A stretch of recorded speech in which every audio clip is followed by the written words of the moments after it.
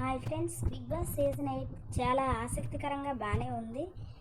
అయితే వీకెండ్ ఎపిసోడ్లో Nag sir first శుక్రవారం జరిగిన విషయాలు మనకి ఒకసారి రీప్లే చేశారు.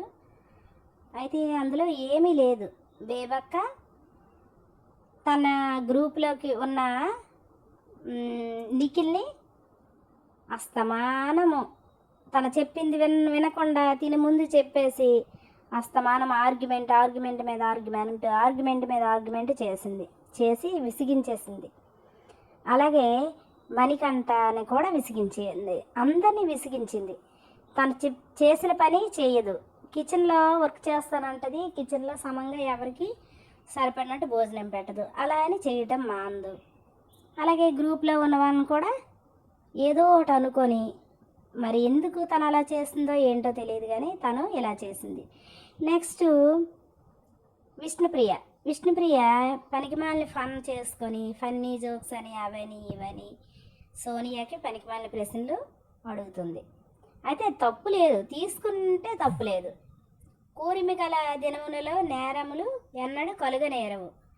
ఫ్రెండ్షిప్తో ఉంటే నాకు సార్ కూడా అదే చెప్పారు. ఫ్రెండ్గా ఉంటే తను తీసుకుంటే మాట్లాడవచ్చు, కానీ తను తీసుకున్నప్పుడు నీకెందుకు అంత సరదా?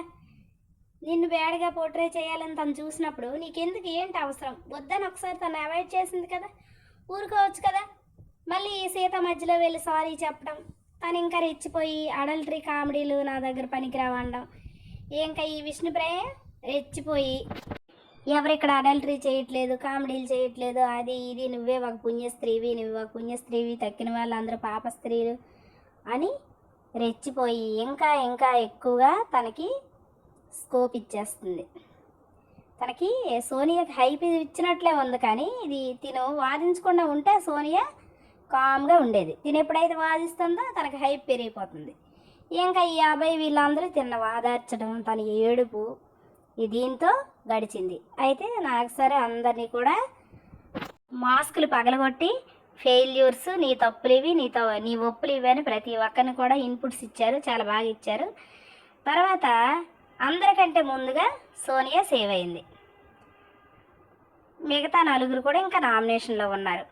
అయితే వాళ్ళలో ఎవరు సేవ్ అవుతారు, ఎవరు బయటికి వెళ్ళిపోతారనే విషయం ఈరోజు తెలుస్తుంది. అయితే కొన్ని సమాచారం ప్రకారం బేబక్క ఎలిమినేట్ అయిపోయిందని తెలుస్తుంది.